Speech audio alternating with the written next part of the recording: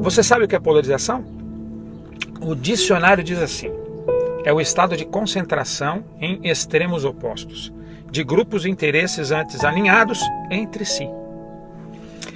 E eu também não estou aqui falando de política, tá?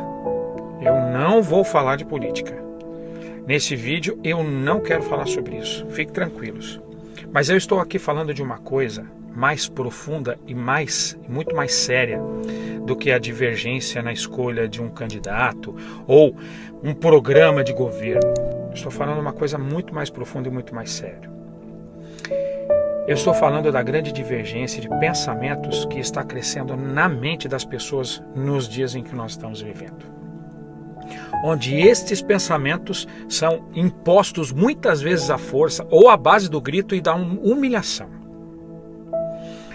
Se você pensa como eu, você serve.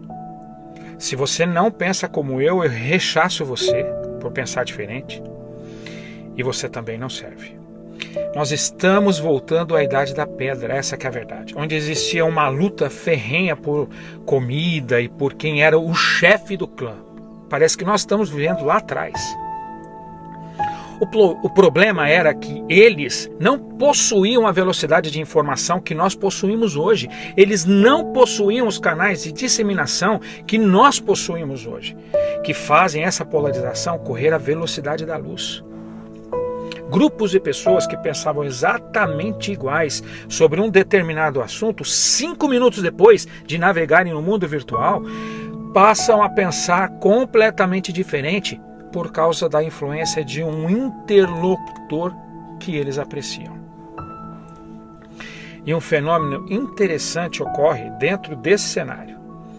É que se o divergente, que antes era amigo, inflar a discussão, uma discussão qualquer, as clavas da discórdia são erguidas e as diferenças são mais enaltecidas do que aquilo que antes os unia.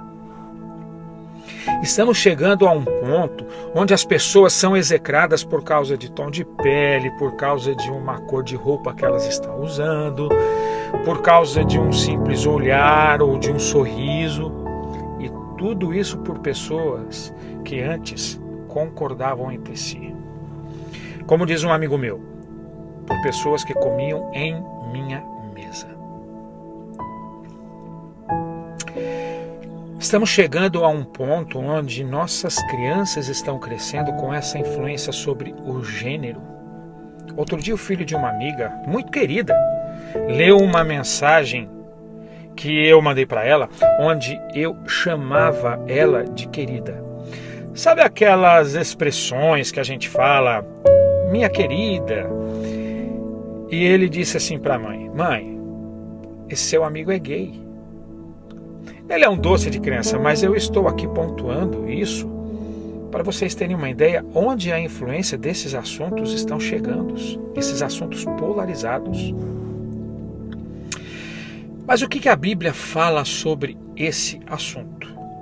Tiago, no capítulo 3, no verso 16, diz assim: pois onde há inveja e ambição egoísta, aí há confusão e toda a espécie de males. Chegamos em um tempo onde as opiniões e os interesses são tão divergentes e distintos que não caminhamos para nenhum lado.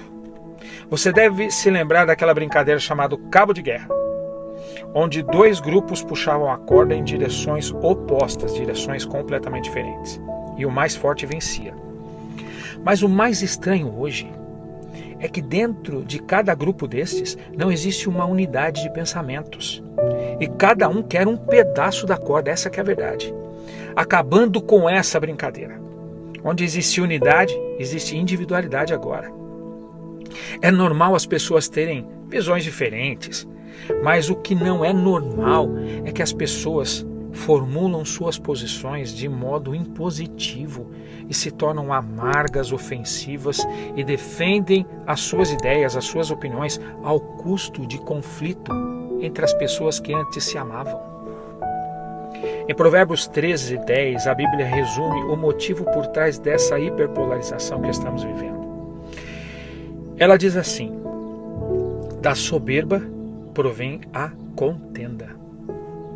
Em uma simples frase, a palavra de Deus resume o motivo deste fenômeno. Ela escancara o que o espírito que foi gerado no céu por Satanás está fazendo aqui na terra. Satanás desenvolveu esse espírito no céu. Em outro texto de Provérbios 16, 18 e 19, ela diz assim: a soberba precede a ruína e a altivez do espírito precede a queda. Melhor é ser humilde de espírito com os mansos do que repartir o despojo com os soberbos.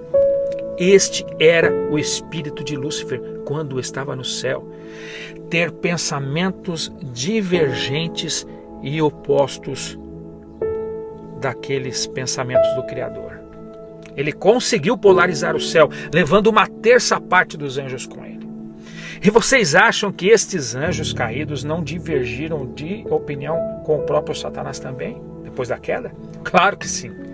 O espírito de soberba e altivez foram tão grandes no coração destes seres, gerando no céu a hiperpolarização, que eles estão lançando os mesmos artifícios diante dos homens hoje, em nossos dias.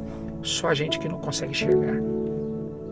Ficará insustentável a nossa convivência, que muitos irão preferir o isolamento do que a contenda. Você já viu como o leão caça? Ele divide o rebanho, que ele persegue para poder capturar a sua presa com maior facilidade.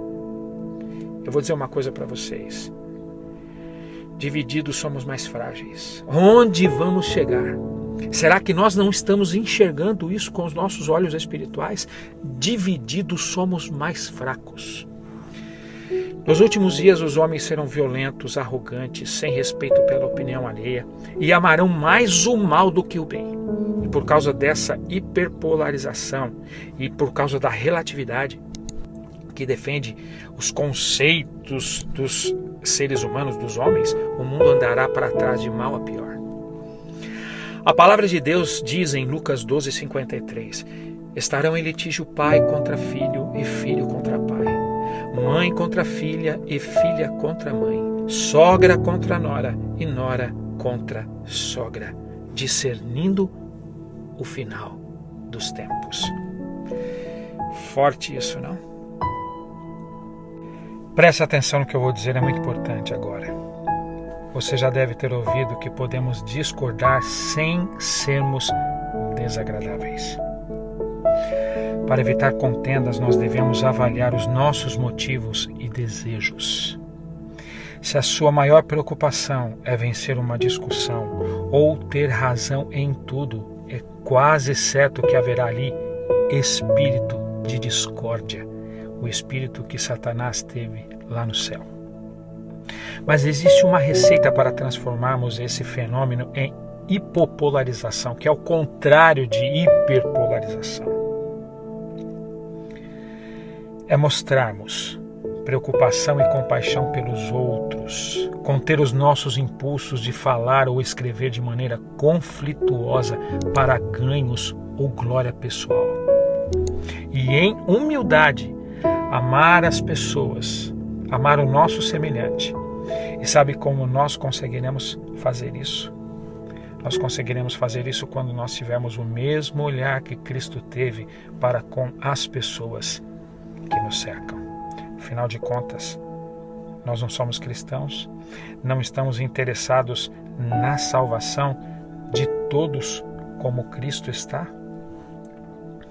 Lembre-se, melhor é ser humilde de espírito com os mansos do que repartir o despojo com os soberbos. Pense nisso.